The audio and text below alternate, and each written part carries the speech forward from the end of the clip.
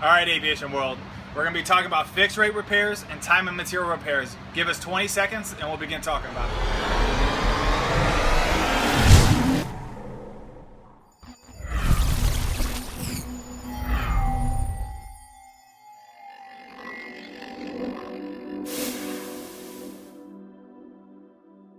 Alright, so what's a time and material repair? It's really simple.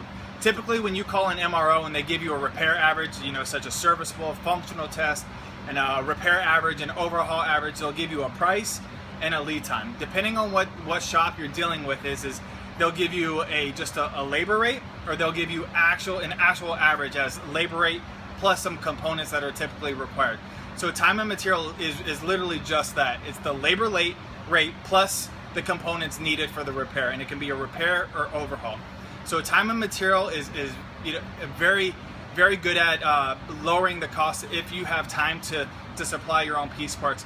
But being able to predict cost is where airlines get in trouble with time and material repairs, is because they have really no cost analysis on the labor rates and the piece parts being used.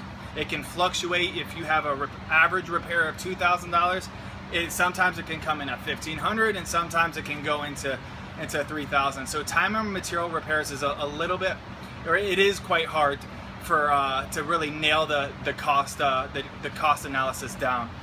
And that's really the difference between time and material repairs and fixed rate repairs. Now, fixed rate repairs are glorified. Everybody loves fixed rate repairs, but they typically forget about the out of work scope components, the components that aren't ever included in the fixed rate repairs.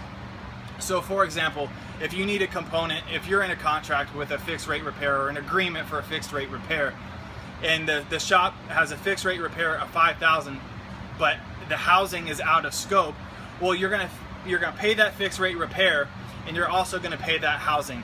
So it's really not as fixed as it seems, and because there are those exclusions.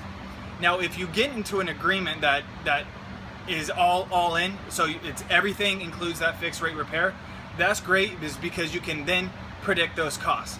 But obviously we know that if there is something like that, if there is a pure fixed rate repair, you're going to be paying for it. So that's where the time and material repairs come in handy, is you got to weigh the cost benefit analysis of both. You're going to pay more for fixed rate.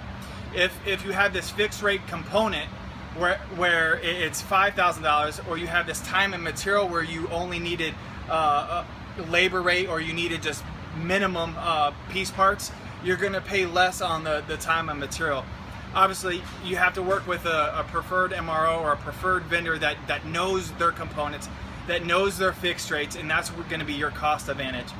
So the time and material is labor plus components. You can factor in both. You can discuss the shop about their labor rates. You can drive down costs through piece parts on the time and material repair basis. But again, the pricing is very hard to predict. That's where shops quote you averages, but more than likely those averages aren't going to be exactly what they say they're going to be.